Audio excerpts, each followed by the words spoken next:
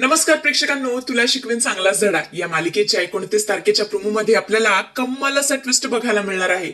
तर आपण पाहिलं की अक्षरा स्क्रीनवरती पुरावे दाखवते, बजरंग आणि तिचा व्हिडिओ दाखवते आणि हे सिद्ध करते की बजरंग खरोखर हॉस्पिटलमध्ये आला होता, हा काही तिचा भास नाहीये. आणि पुरावा बघून अधिपती चारुहास सगळेच हादरतात.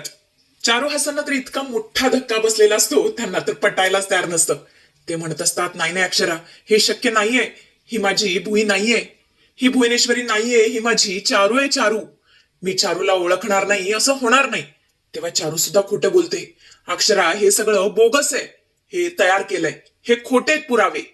माझ्यावर प्लीज विश्वास ठेवा, मी भुवनेश्वरी नाहीये, मी चारुलता आहे, चारुलता. तेव्हा अक्षरा बोलते, अच्छा तुम्ही भुवनेश्वरी नाही आहात, चारुलता आहात. हेच तुम्ही अधिपतींची शपथ घेऊन सांगा की तुम्ही भुवनेश्वरी नाही आहात, चारुलता आहात म्हणून. आणि तुम्ही जर शपथ घेतली तर मी मानायला तयार आहे. असं म्हणतच ती भुवनेश्वरीचा हात घेते आणि अधिपतीच्या डोक्यावरती ठेवते आणि बोलते, बोला, शपथ घ्या. पण ही भुवनेश्वरी काहीच बोलायला तयार नसते, शपथ घ्यायला तयार नसते. अक्षरा बोलते, ओ भुवनेश्वरी मॅडम, अहो घ्या ना शपथ, आता का शांत बसलाय? चारुहास देखील बोलतात, चारू अगं शपथ घे आणि सगळ्यांना सांगून टाक की तूच माझी चारू आहेस. पण भुवनेश्वरी शपथ घेत नाही, ती तिचा हात खाली करते. तेव्हा अक्षरा बोलते, बघितलं का, मी तुम्हाला सांगत होते, मी ओरडून सांगत होते.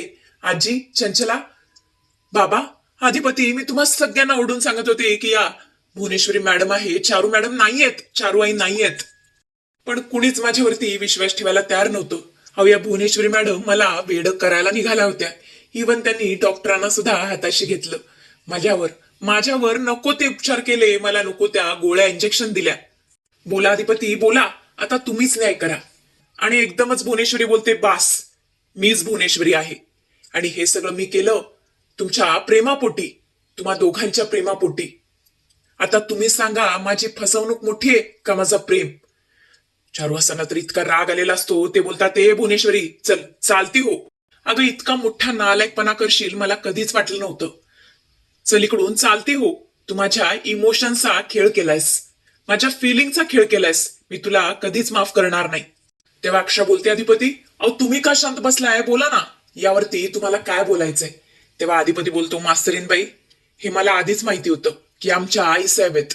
आणि हे ऐकून तर तिथे असणाऱ्या सगळ्यांनाच मोठा धक्का बसतो. अक्षराच्या तर तळपायाची आग मस्तकाला जाते. ती बोलते, अधिपती, तुम्हाला माहिती होतं, मग तुम्ही का नाही सांगितलं?